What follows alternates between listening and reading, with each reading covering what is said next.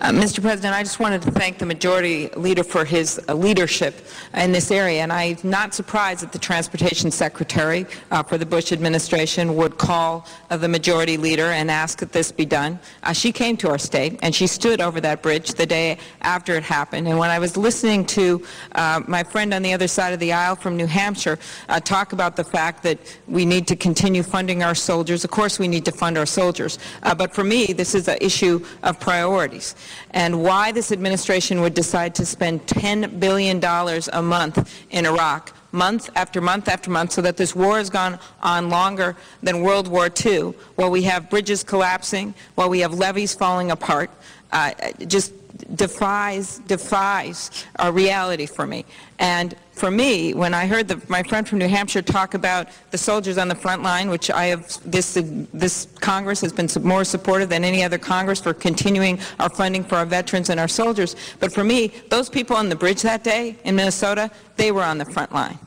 Those people that plummeted into that cold water that day, they were on the front line. People died as that bridge collapsed. And as you know, Mr. President, the NTSB has not concluded its investigation of the causes for that bridge collapse. But what we do know is if it had been fixed earlier, if there had been appropriate funds all over this country for bridge repair and for levee repair, we may not have experienced some of the disasters that we've seen in this country.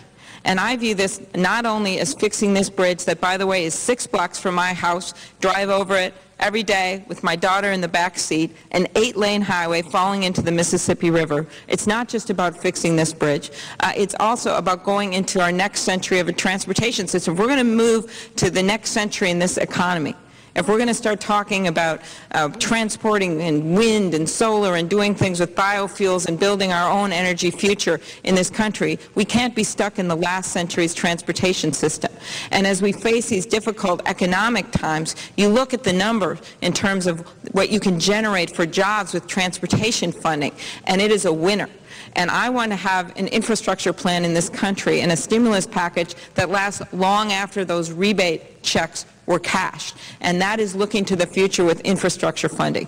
And you know, when Dwight D. Eisenhower created our interstate highway system, or when President Roosevelt did the rural electrification system, they saw it as not only moving the economy of this country forward, they also saw it as a way to generate jobs in this country, and that's what this is about. So I think it is short-sighted indeed and shows a lack of understanding of the priorities of this country to say that we should let this transportation funding go down the pot while we're constructing bridges in Iraq as bridges in Minnesota are falling apart.